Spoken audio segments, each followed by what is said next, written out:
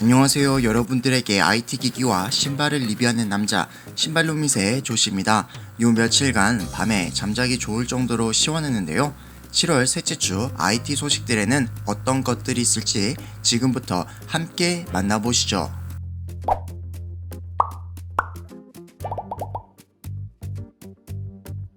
애플이 차기 아이폰 14 시리즈의 시험 생산을 시작한 것으로 알려졌습니다. 중국 매체 IT홈은 소식통을 인용해 애플이 이미 아이폰 14 시험 생산을 시작한 것으로 보이며 8월 양산이 시작될 예정이라고 보도했습니다. 또 IT홈은 아이폰 14 시리즈의 판매량이 작년에 출시된 아이폰 13 시리즈를 뛰어넘을 것이라고 덧붙였습니다. 애플이 8월 양산을 시작하면 9월 중 출시될 것으로 예상되지만 미니 모델 대신 새롭게 추가되는 6.7인치 아이폰 14 플러스 또는 맥스 모델의 생산이 지연되고 있다는 루머도 돌고 있습니다. 아이폰 14 시리즈는 아이폰 14, 아이폰 14 플러스, 아이폰 14 프로, 아이폰 14 프로 맥스 총 4종으로 출시될 예정입니다. 아이폰 14 프로 라인업에는 아이폰 최초 듀얼 홀 디스플레이가 탑재되고 업그레이드된 4800만화소 메인 카메라, 최신 A16 바이오닉 프로세서가 독점 제공될 것으로 알려졌습니다. 애플이 내년에 출시할 아이폰 15 시리즈 중 최상위 프로맥스 모델에만 잔망경 렌즈가 탑재될 것이란 전망이 나왔습니다. 당초 아이폰 15 시리즈 중 프로 모델 2종에 잔망경 렌즈가 탑재될 것으로 예상되었으나 애플 분석가 밍치권은 최신 보고서에서 아이폰 15 프로 맥스 모델에 독점 제공될 것이라고 주장했습니다. 아이폰 15 프로 모델은 기존 망원 렌즈를 유지할 것으로 보입니다.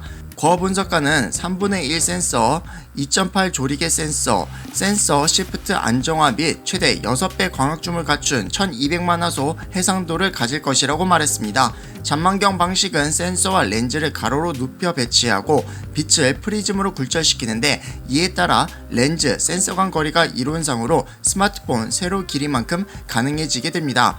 아이폰 13 프로 모델 망원 렌즈는 3배 광학줌과 15배 디지털 줌만 지원하는 반면 삼성전자 갤럭시 S22 울트라는 10배 광학줌과 최대 100배 디지털 줌이 가능한 잔망경 렌즈를 탑재하고 있습니다. 이전 보고서에 따르면 애플은 2023년 아이폰에 사용될 잔망경 렌즈의 주요 공급업체로 유력한 란테 옵틱스와 협상을 진행하고 있으며 현재 5배 잔망경 렌즈의 프로토타입 및 구성요소 샘플을 테스트하고 있는 것으로 알려졌습니다. 애플이 개발 중인 언더 디스플레이 트루 뎁스 카메라 기술이 아이폰보다 아이패드에 먼저 도입될 것으로 예상된다고 디스플레이 전문가 로스 영이 주장했습니다. 로스 영은 애플의 언더 디스플레이 트루 뎁스 카메라 기술은 인치당 픽셀이 더 낮은 더 큰 디스플레이 아래에 쉽게 도입할 수 있다면서 아이패드가 아이폰보다 소량 생산되는 만큼 구현 가능성도 높다라고 전했으며 이어 새로운 기술은 이론적으로 내년 아이폰에 탑재될 것으로 예상되는 시기보다 훨씬 앞서 등장할 수 있다라고 붙였습니다. 애플이 아이폰 X에서 처음 선보인 3D 안면 인식 기능인 페이스 아이디와 3D 이모지에 사용되는 트루 뎁스 카메라는 700만화소 카메라, 적외선 카메라, 근접 센서, 플러드 일루미네이터, 앰비언트 라이트 주변광 센서, 다트 프로젝터 등 다양한 센서를 포함하고 있습니다. 그동안 트루 뎁스 카메라는 디스플레이 상단 노치에 탑재됐지만 올해 출시되는 아이폰 14 프로 라인업에서는 듀얼 펀치홀에 탑재될 것으로 알려졌습니다.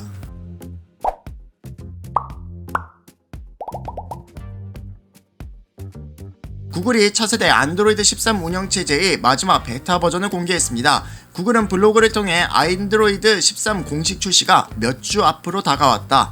안드로이드 차세대 버전에 대한 마무리 작업을 진행하면서 오늘 테스트 및 개발을 위한 최종 업데이트인 베타4를 제공한다라고 밝혔습니다. 안드로이드 13 버전은 새로운 알림 권한, 사진 선택기와 같은 개인정보 보호 기능을 비롯해 테마 앱 아이콘, 앱별 언어 지원, HDR 비디오, 블루투스 LE 오디오, USB를 통한 미디 2.0 등 최신 표준도 지원합니다. 또한 안드로이드 12L에서 지원하는 기능을 확장하여 태블릿 및 대화면 기기를 활용할 수 있는 더 나은 도구들을 지원합니다. 이번 업데이트에는 픽셀 기기를 위한 안드로이드 13 및 안드로이드 에뮬레이터 RC 빌드가 포함되어 있으며 구글은 공식 안드로이드 13 릴리즈가 얼마 남지 않은 만큼 모든 앱 및 게임 개발자는 최종 릴리즈 전에 최종 호환성 테스트를 완료하고 호환성 업데이트를 개시할 것을 요청한다라고 밝혔습니다. 픽셀 기기를 사용하는 사용자는 아래 고정 링크를 방문해 등록하면 최신 베타 버전을 받을 수 있으며 안드로이드 13 정식 버전은 다음 달 공개될 것으로 예상하고 있습니다.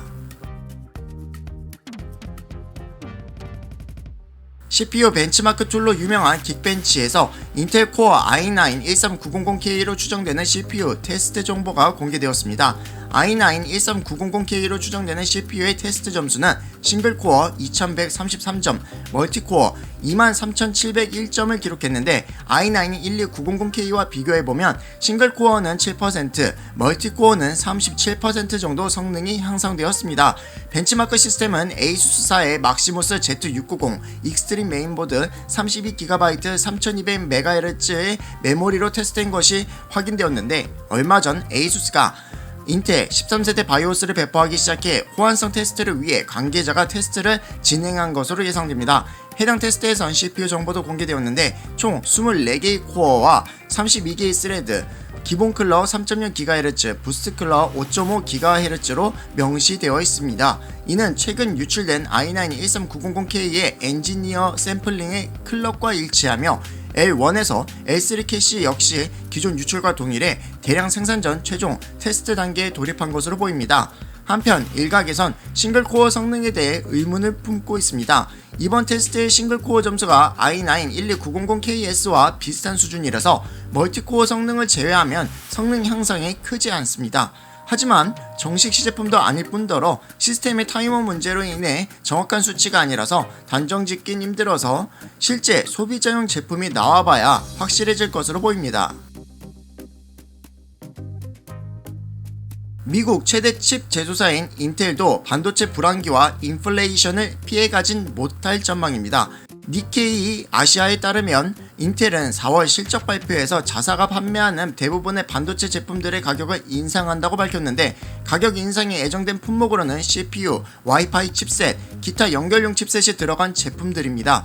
대부분 칩셋이 들어간 제품들인데 현재 반도체 생산 비용과 원자재, 운송, 인건비 등 모든 부분에서 비용이 증가해 기존 판매 가격으로 판매한다면 손해보는 건 불보듯 뻔하기 때문입니다.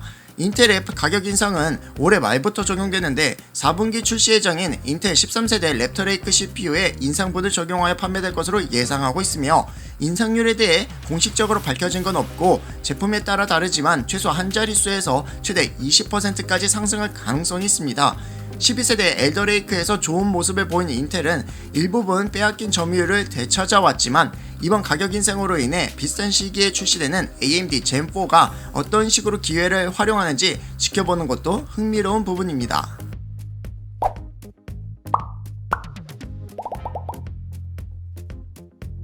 엔비디아의 차세대 지포스 RTX 시리즈가 예상보다 늦게 등장할 수 있다는 주장이 제기되었습니다. 유튜브 채널 무어스 러 이스 데드 는 자신들이 입수한 최신 정보를 기반으로 지포스 RTX 40 시리즈의 출시가 12월로 연기될 가능성을 제기했는데 이는 시장의 중고 RTX 30 시리즈의 재고가 넘쳐나기 때문이라고 주장했습니다. 코로나 팬데믹으로 인한 수요 증가와 가상화폐 채굴 시장의 급성장이 중고 시장을 키워놨고 그 매물들이 쏟아져 나오면서 신규 수요가 급감하게 만들었다고 합니다. 이로 인해 RTX 30 시리즈의 재고 부담이 높아진 상황에서 엔비디아가 RTX 40 시리즈까지 투입한다면 좋지 않은 상황이 될 건 뻔하다는 게 그들의 주장입니다. 업계에서도 판매점들의 재고 문제를 해결하고 중고시장이 잠잠해질 때까지 RTX 40 시리즈의 출시를 연기할 수밖에 없을 것이라는 소문이 돌고 있다며 12월 출시가 가장 유력한 것으로 보고 있다고 설명했으며 일부에선 10월 페이퍼 런칭처럼 발표 후 실제 제품 판매는 12월로 미뤘을 가능성도 제기했습니다. 코로나 팬데믹 기간 내내 비싼 몸값을 자랑했던 플래그십 그래픽카드 가격이 폭락했습니다. 전세계적인 인플레이션과 고유가 사태 이후 그래픽카드 수요가 급감한 이유도 있지만 MSRP보다 20% 할인된 가격에 판매되는 건 이번이 처음입니다. 그것도 엔비디아가 직접 설계하고 판매하는 파운더스 에디션, 즉 FE 모델이 이 가격일 줄은 상상도 못했는데, 일단 베스트바이 자체 프로모션이지만 엔비디아와 가격 인하에 관련된 거래가 있었다는 외신 보도가 나온 상황입니다. 어쨌거나 MSRP보다 20%나 인하된 파격가라서 그래픽카드 구매를 미뤄왔던 게이머들이 달려들 것으로 예상됐지만, 아쉽게도 그들의 예상을 빗나간 것으로 판단하고 있습니다. 베스트바이는 여전히 지포스 RTX 3090 Ti 파운더스 에디션을 판매 중이며, 가격도 MSRP보다 20% 인하된 1599.99달러를 유지하고 있습니다. 마이크로소프트가 향후 3년마다 윈도우 클라이언트의 메이저 버전을 출시할 계획이라고 해외 매체 윈도우 센트럴이 소식통을 인용해 보도했습니다. 마이크로소프트는 지난해 윈도우 11 버전을 출시했습니다. 소식통은 현재 차기 릴리스는 윈도우 11 출시 3년 후인 2024년 예정되어 있다라고 밝혔습니다. 현재로서 차기 윈도우 버전에 대한 정보는 많이 알려져 있지 않습니다. 매체는 현재 초기 계획 및 엔지니어링 단계에 있으며, 내부에서 차기 윈도우 버전을 넥스트밸리라는 부르고 있지만 이것이 프로젝트의 최종 코드명인지는 확실하지 않다라고 전했습니다. 또 마이크로소프트는 현재 매년 가을 업데이트에서 제공하는 새로운 기능과 경험을 윈도우 11 버전 22H2 코드명 썬밸리2부터 1년에 최대 4번 몇 개월마다 제공할 것으로 알려졌습니다. 이에 따라 2023년 윈도우 클라이언트 릴리스 코드명 썬밸리3는 출시되지 않으며, 썬밸리3의 많은 기능들이 썬밸리2에 포함될 것으로 전망하고 있습니다.